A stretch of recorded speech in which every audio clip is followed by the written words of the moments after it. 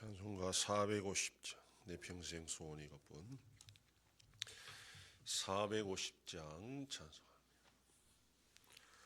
내 평생 소원 이것뿐 주의 일하다가 이 세상이 별나는 날 주 앞에 가리라. 꿈같이 헛된 세상일 취할 것 무엇냐. 이 수고한 많아여도 헛된 것뿐일세. 불같은 시험 많으나 겁내지 맙시다. 구주의 권능 그 신이 이기고 남겠네. 금보다 귀한 믿음은 참법에 되도다. 이 진리 믿는 사람들 다 복을 받겠네. 살같이 빠른 광음을 주 위에 아끼세. 온 몸과 마음을 바치고 힘써서 일하세. 아멘. 전능하사 천지를 만드신 하나님 아버지를 내가 믿사오며 그 외아들 우리 주 예수 그리스도를 믿사오니 이는 성령으로 잉태하사 동정녀 마리아에게 나시고 본디오 빌라도에게 고난을 받으사 십자가에 못 박혀 죽으시고 장사한 지 사흘 만에 죽은 자 가운데서 다시 살아나시며 하늘에 오르사 전능하신 하나님 우편에 앉아 계시다가 저리로서 산자와 죽은 자를 심판하러 오시리라. 성령을 믿사오며 거룩한 공예와 성도가 서로 교통하는 것과 죄를 사하여 주시는 것과 몸이 다시 사는 것과 영원히 사는 것을 믿사옵나이다. 아멘. 하나님 말씀 고린도전서 1장 19절에서 20절까지의 말씀입니다. 신약성경 264페이지.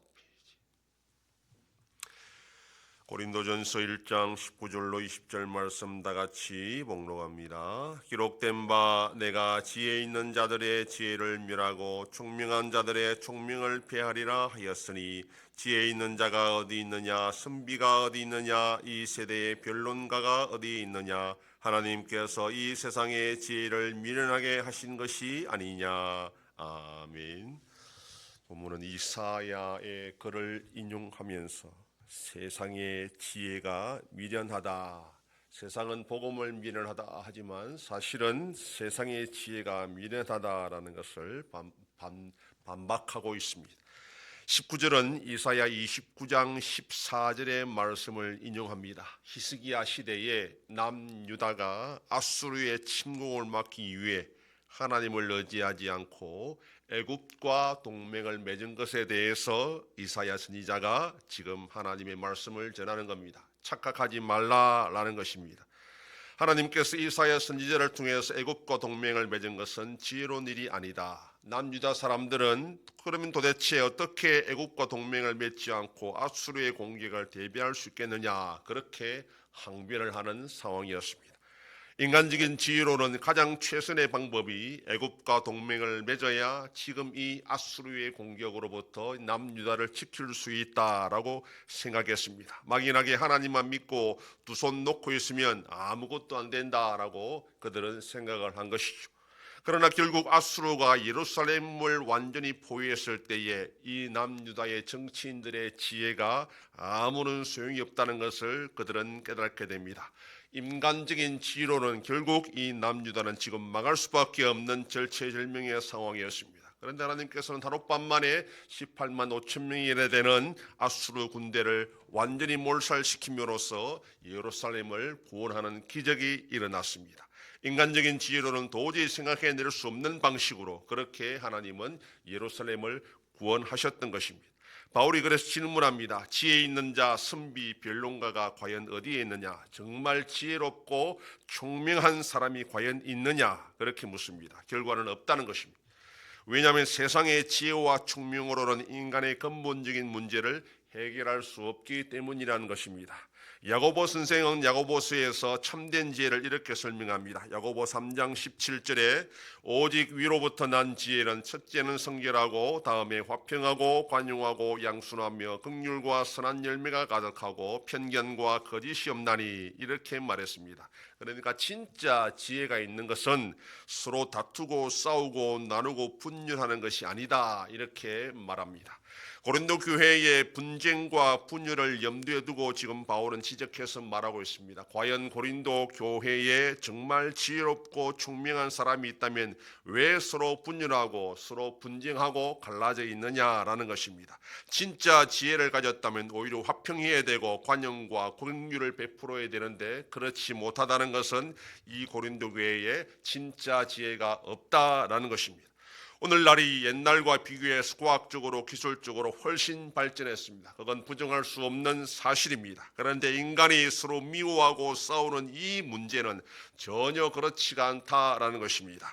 인간의 근본적인 문제의 뿌리가 죄에 있다라는 것을 인정하지 않기 때문에 아무리 과학기술이 발전했어도 이 문제는 결코 해결할 수 없고 오히려 더 악화만 될 뿐이라는 것을 우리가 목격하고 있습니다.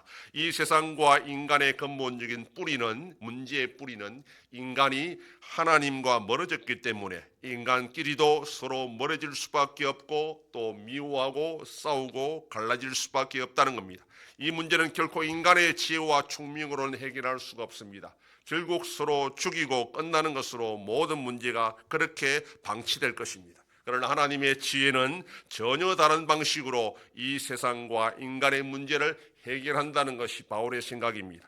하나님의 방식이 문제를 해결하기 위해서는 인간의 지혜를 내려놓고 이 모든 것이 우리에게는 어리석음에 있다는 것을 인정할 때에 문제 해결의 시작이 될 수 있습니다. 그럴 때 하나님의 지혜를 받아들일 수 있고 또 모든 문제 해결의 실마리가 나타날 수 있습니다. 오늘도 우리는 우리의 지혜가 아니라 세상의 지혜가 아니라 하나님의 지혜로만 이 문제를 해결할 수 있다는 것을 알고 겸손하게 하나님께 뜻을 구하고 순종하며 살아가는 복된 하루가 되기를 소망합니다. 기도하겠습니다.